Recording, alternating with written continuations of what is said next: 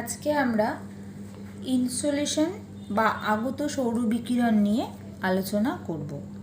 Insolation কথাটার পুরো কথা হচ্ছে ইনকামিং সোলার রেডিয়েশন, অর্থাৎ সূর্য থেকে যে সৌর শক্তি পৃথিবীতে আসছে সেই ব্যাপারেই আজকের আলোচনা। পৃথিবী থেকে সূর্য থেকে যে উত্তাপ পৃথিবীতে আসছে সেটাকে আমরা এক কথায় বলছি আগত সৌর বিকিরণ।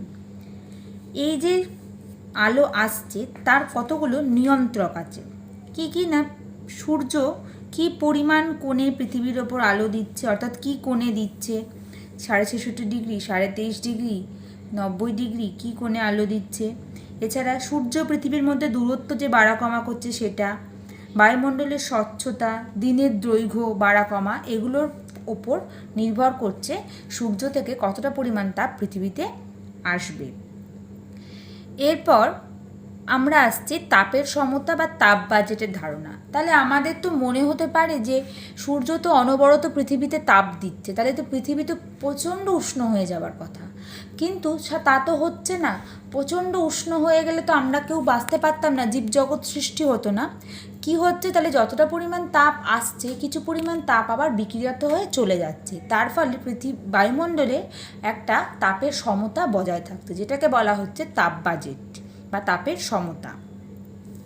এবার আমরা আসি কার্যকরী সৌর বিকিরণে। সূর্য থেকে আগত সৌর তাপকে যদি 100 ভাগ ধরি, তার প্রায় 66 ভাগ সূর্যরশ্মি আমাদের জীবজগতের কাজে লাগে, বিভিন্ন সৌরশক্তি আমাদের কাজে লাগে, সেই পরিমাণ সৌরশক্তিকে আমরা বলছি কার্যকরী সৌর বিকিরণ। আর সেই বাকি 34 বা সৌরশক্তি ধূলিকণা মেঘ দ্বারা বিকিরিত হয়ে আবার বায়ুমণ্ডলে ফেরত চলে যায়, ভূপৃষ্ঠ থেকে বিকিরিত হয়ে আবার বায়ুমণ্ডলে ফেরত চলে যায়। সেই বাকি 34 ভাগ সৌরশক্তিকে আমরা বলছি অ্যালবেডো। অর্থাৎ সূর্য থেকে আগত সৌরশক্তিকে আমরা যদি 100 ভাগ ধরি, তার 66 ভাগ হচ্ছে কার্যকরী সৌর বিকিরণ আর 34 ভাগ হচ্ছে অ্যালবেডো। এরপর আমরা আসছি বায়ুমণ্ডল উত্তপ্ত হওয়ার পদ্ধতি। বায়ুমণ্ডল উত্তপ্ত হওয়ার বিশেষ কিছু পদ্ধতি আছে। আপাত দৃষ্টিতে আমাদের মনে হতে পারে যে আমাদের পৃথিবী, তারপর বায়ুমণ্ডল, তারপরে আছে সূর্য। তাহলে সূর্য তো পৃথিবীতে আসছে বায়ুমণ্ডলকে ভেদ করে, তাহলে আগে হয়তো বায়ুমণ্ডলটাই উত্তপ্ত হচ্ছে, কিন্তু না, আগে উত্তপ্ত হচ্ছে আমাদের ভূপৃষ্ঠ থেকে বিভিন্ন প্রক্রিয়ার মাধ্যমে তাপ বিকিরিত হতে হতে বায়ুমণ্ডল উত্তপ্ত হচ্ছে। বায়ুমণ্ডল উত্তপ্ত হওয়ার অনেকগুলো পদ্ধতি আছে, তার মধ্যে গুরুত্বপূর্ণগুলো এখানে লেখা আছে। দেখো, বিকিরণ, পরিচালন, পরিবহন, অ্যাডভেকশন। প্রথমে আসছে বিকিরণ। যখন কোনো মাধ্যম ছাড়াই বা মাধ্যম থাকলেও তাকে উত্তপ্ত না করে তাপ এক বস্তু থেকে অন্য বস্তুতে সঞ্চারিত হয়, তখন তাকে বলছে বিকিরণ। তারপরে আসছে দেখো পরিচালন। ওপর থেকে নিচের দিকে বা নিচ থেকে ওপরের দিকে, এই নিচ থেকে ওপরের দিকে উষ্ণ বায়ু আর ওপর থেকে নিচের দিকে শীতল বায়ু, এই ক্রমাগত ওঠানামা করতে করতে যখন বায়ুমণ্ডল উত্তপ্ত হচ্ছে তখন তাকে আমরা বলছি পরিচালন। এই পদ্ধতিতে বেশিরভাগ ক্ষেত্রে নিরক্ষীয় অঞ্চলে বায়ুমণ্ডল উষ্ণ হয়। তারপরে আসছি আমরা পরিবহন, যে পদ্ধতিতে কোনো পদার্থের উষ্ণতর অংশ থেকে শীতলতর অংশে তাপ সঞ্চালিত হয় কিন্তু পদার্থের অণুগুলির স্থান পরিবর্তন করে না, তাকে আমরা বলছি পরিবহন পদ্ধতিতে উত্তপ্ত হওয়া। আর তারপরে আছে অ্যাডভেকশন, এর মাধ্যমে সমান্তরালে অনুভূমিকভাবে বায়ু সঞ্চালিতের মাধ্যমে তাপ সঞ্চালিত হয়। তাহলে মূলত এই প্রক্রিয়াগুলোর মাধ্যমে বায়ুমণ্ডল কিন্তু উত্তপ্ত হচ্ছে। এবার বায়ুমণ্ডলে তাপমাত্রা পরিমাপ করি আমরা কি যন্ত্রের মাধ্যমে, সেটা একটু জেনে নেব। থার্মোমিটার আমাদের পরিচিত, আর বায়ুমণ্ডলের উষ্ণতা মাপার জন্য আমরা ব্যবহার করছি 6-এর গরিষ্ঠ ও লঘিষ্ঠ থার্মোমিটার, যেটাকে বলা হয় ম্যাক্সিমাম মিনিমাম থার্মোমিটার। আচ্ছা, তারপরে বায়ুমণ্ডলের উষ্ণতার তারতম্যের কারণগুলো আমরা দেখব।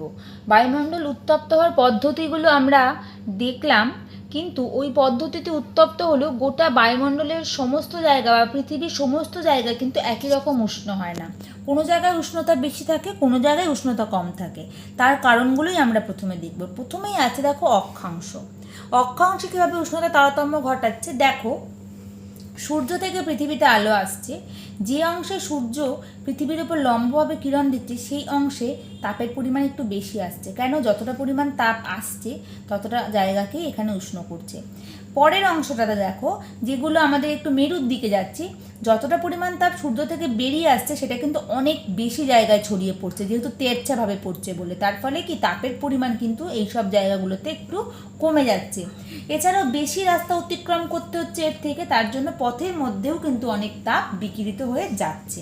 তার ফলে অক্ষাংশ ভেদে কিন্তু তাপমাত্রার একটা হেরফের দেখা দিচ্ছে। তারপরের অংশ আছে দেখো উচ্চতা। উচ্চতা উষ্ণতা তারতম্যের একটা অন্যতম নিয়ন্ত্রক। না, আমরা জানি যে প্রত্যেক কিলোমিটার উচ্চতা বৃদ্ধির সাথে সাথে 6.4 ডিগ্রি সেলসিয়াস উষ্ণতা কমতে থাকে। তাহলে আমরা যত উঁচুতে যাব তত কিন্তু আমাদের তাপমাত্রা কমতে থাকবে। অর্থাৎ নিরক্ষীয় অঞ্চলে বা উষ্ণমণ্ডলে কোনো পাহাড়ি এলাকা থাকলে কিন্তু সেখানকার উষ্ণতা কিন্তু অনেক কম হবে উচ্চতাজনিত কারণের জন্য। তারপরের পয়েন্ট কি আছে দেখো, স্থলভাগ জলভাগের বন্টন।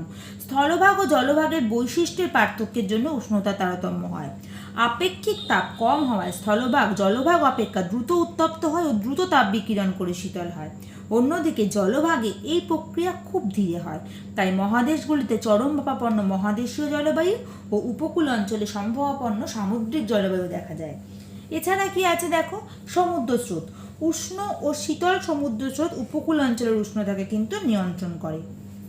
যে অঞ্চলটা হয়তো উষ্ণমণ্ডলে অবস্থিত কিন্তু সেখানকার পাশ দিয়ে যদি শীতল স্রোত যায় সেখানে কিন্তু একটা শীতলতা বিরাজ করে, আবার বিপরীতটাও দেখা যায়। এছাড়াও বায়ুপ্রবাহ ও ভূমির ডাল মেঘাচ্ছন্নতা উষ্ণতা তারতম্য ঘটাতে সাহায্য করে। তারপরে আমরা আসছি দেখো তাপ বলয়। এই যে উষ্ণতার তারতম্যের ওপর ভিত্তি করে আমরা পৃথিবীকে মোট 5টা তাপ বলয়ে ভাগ করেছি। দেখো তোমরা ছবিটা খেয়াল করো, 0 থেকে 23.5 ডিগ্রি উত্তর দক্ষিণ পর্যন্ত একটা অংশ যেটার নাম হচ্ছে উষ্ণমণ্ডল 1।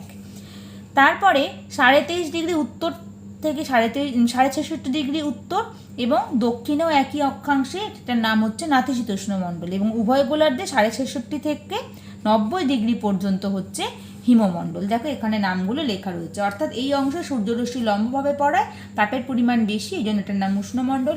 এই দুটো অংশে তেরছাভাবে পড়ায়, তাপের পরিমাণ কম, তাই জন্য নাম নাতিশীতোষ্ণ মণ্ডল। আর এই অংশগুলোতে আরও তেরছাভাবে পড়ায়, তাপের পরিমাণ খুবই কম, এই জন্য এটার নাম হচ্ছে হিমমণ্ডল। তাহলে এই গেল আমাদের তাপমণ্ডলের বিভাজন। এরপর আমরা চলে আসছি বিশ্ব উষ্ণায়ন। পৃথিবীব্যাপী এই যে বিভিন্ন রকম গ্রিন হাউস গ্যাস অর্থাৎ কার্বন ডাইঅক্সাইড, কার্বন মনোক্সাইড এগুলো বেড়ে যাওয়ার ফলে পৃথিবীতে যে উষ্ণতা বাড়ছে সেটাকে আমরা বলছি বিশ্ব উষ্ণায়ন। অর্থাৎ যে পরিমাণ তাপ পৃথিবীতে আসছে সেই পরিমাণ তাপ বিকিরিত হয়ে যেতে পারছে না। এই যে গ্যাসগুলোর নাম বললাম সেই গ্যাসগুলো তাপের অণুগুলোকে শোষণ করে নিচ্ছে, তার ফলে বায়ুমণ্ডলের উষ্ণতা কিন্তু ক্রমাগত বাড়ছে, যেটাই হচ্ছে বিশ্ব উষ্ণায়ন। বিশ্ব উষ্ণায়নের ফলে কি হচ্ছে দেখো, বিশ্ব উষ্ণায়নের ফলে মেরু অঞ্চলের বরফ কিন্তু গলে যাচ্ছে, যার ফলে সমুদ্রের জলতল বেড়ে অনেক অংশ বন্যা প্লাবিত হওয়ার সম্ভাবনা তৈরি হচ্ছে। শস্যের উৎপাদন হ্রাস হচ্ছে উষ্ণতাজনিত কারণে। যেহেতু উষ্ণতার হেরফের হচ্ছে, বৃষ্টিপাতের পরিবর্তন হচ্ছে, কৃষি পদ্ধতি পাল্টে ফেলতে হচ্ছে, মানুষের জনজীবন বিপর্যস্ত হচ্ছে, এল নিলো ও লানিনার প্রভাব হচ্ছে। এল নিলো লানিনা কি? এটা হচ্ছে প্রশান্ত মহাসাগরের সৃষ্ট এক প্রকার স্রোত, যেটা উষ্ণতার তারতম্যে কিন্তু অনেকটা প্রভাব ফেলে। তাহলে আমরা গ্রিনহাউস গ্যাসের কথাও জেনে নিলাম। প্রধান গ্রিনহাউস গ্যাস হচ্ছে carbon dioxide, carbon monoxide, chlorofluorocarbon, যেগুলো বায়ুমণ্ডলে উষ্ণতা বৃদ্ধিতে ক্রমাগতভাবে সাহায্য করে যাচ্ছে।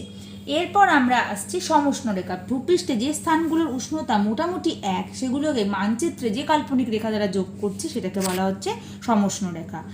ইনসুলেশন পর্বে আলোচনা এই পর্যন্তই রইল, বাকিটা আমরা পরেরতে দেখব।